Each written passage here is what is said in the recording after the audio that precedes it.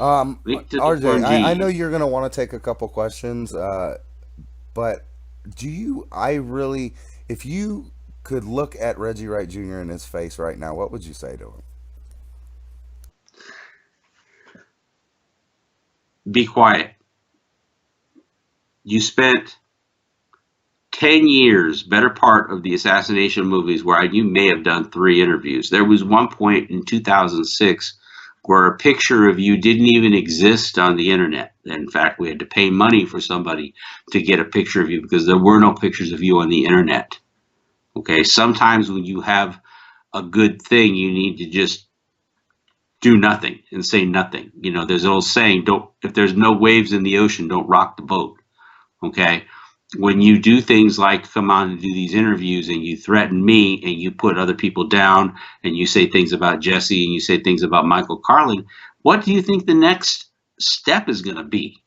All we're going to do is dig deeper. All we're going to do is trench in because this is what's happening. This is what's being told about us. And so we're going to do that. But unlike you who want to just make things up as you go, we actually have documents to show that you had were suspected of having throat cancer and that you were in the hospital, you were gravely ill. Those weren't words we made up. Okay, so the best thing I think, if I could say anything to Reggie directly, would be do everyone a favor and be quiet. And him sweating, looking nervous, all in the videos, all in the interviews, is not helping All up Reggie in the Wright. video. Yeah. This is a JMix exclusive. Shout out to Mike Fammy. He's my friend. He's family. Yep. He's always on the live streams, always sharing my stuff. He's a good dude. So shout out to Mike. I got you.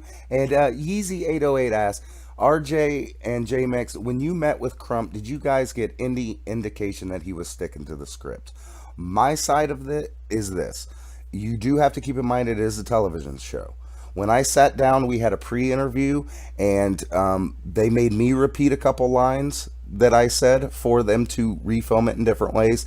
And Ben Crump was being fed lines by the other person that was there, and also being fed lines from the director. So yes, he was sticking to a production type script. Yes, and so was I.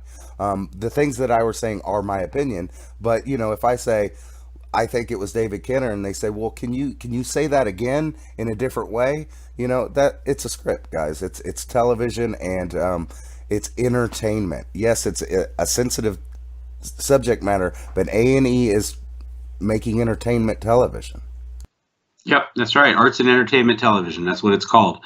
Omar Bradley usually said when Omar Bradley made every indication it was Reggie that should have been it, former mayor.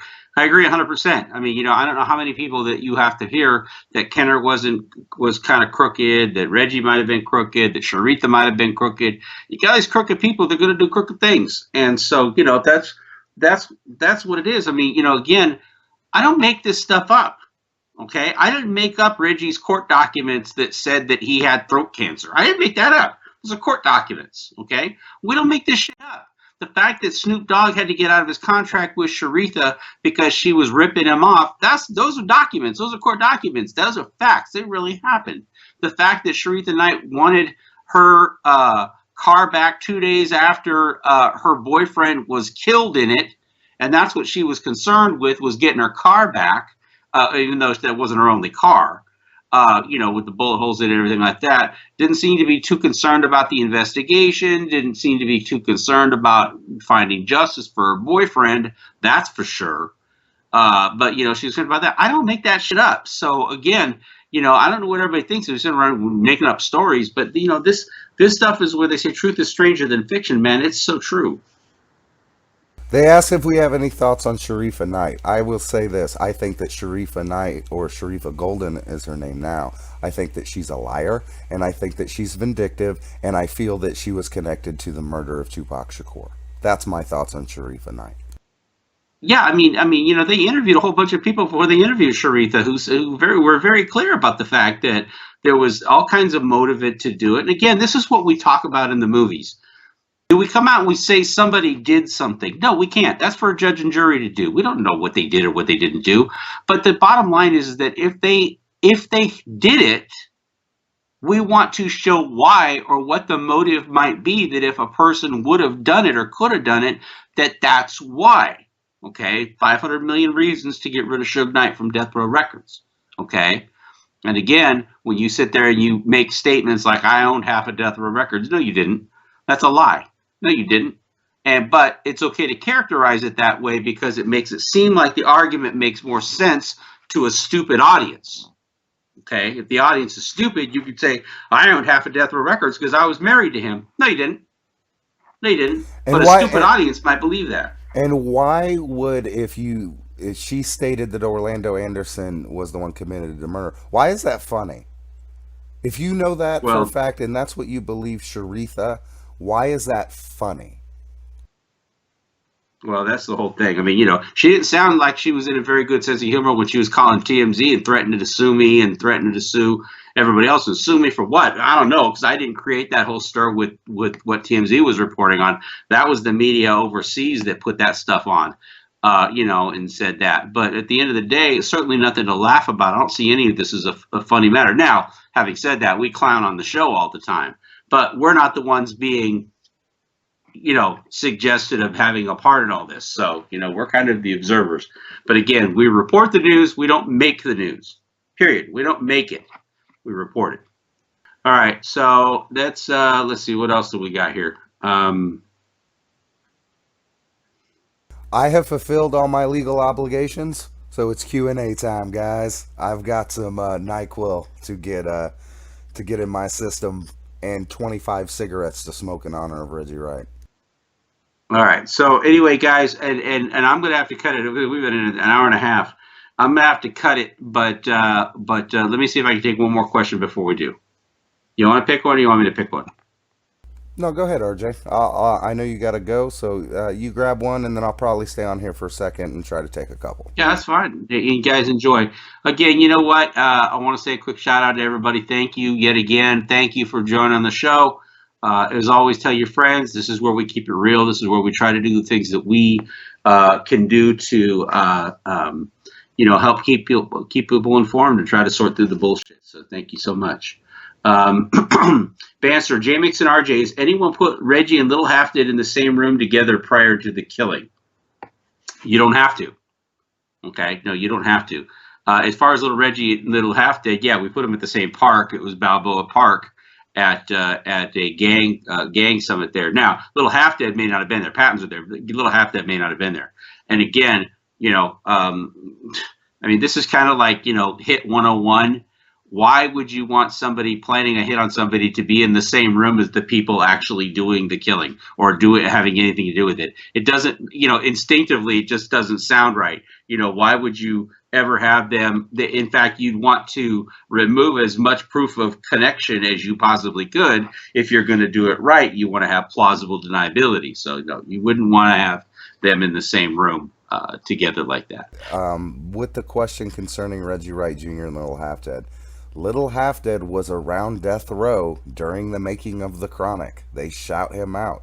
Reggie Wright Jr. was security for Death Row Records.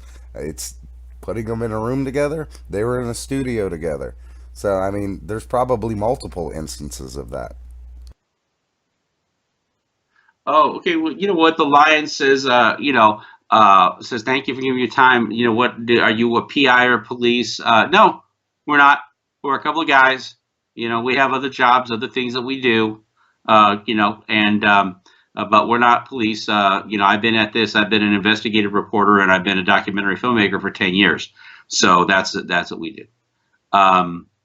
Yes. I live in an apartment, appreciate it. And I don't do any kind of production.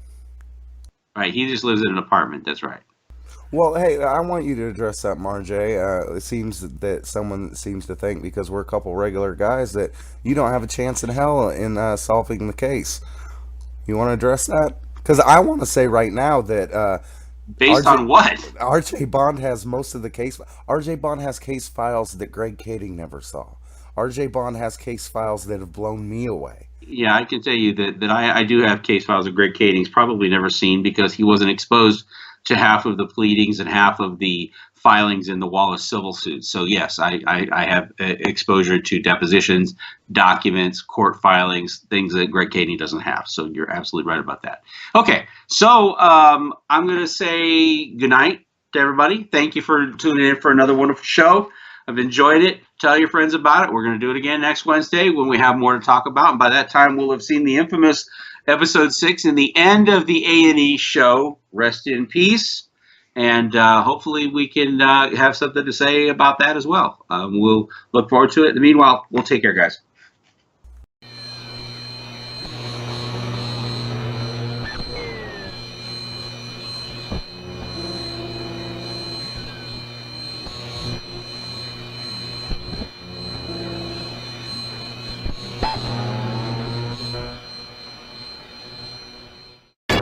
Hey all, it's JMix here, and I want to thank everybody that took the time to watch the video. If you liked it, go ahead and throw it a like, maybe even a comment down below. And if you really like my content, check out my Patreon. The link is down below. For $1 a month, you get all the live streams, unedited as soon as they happen, plus interviews in advance and other bonus content. The link is in the description. If not, you guys could always watch one of the videos to the side of me. See you on the next upload. One love, everybody.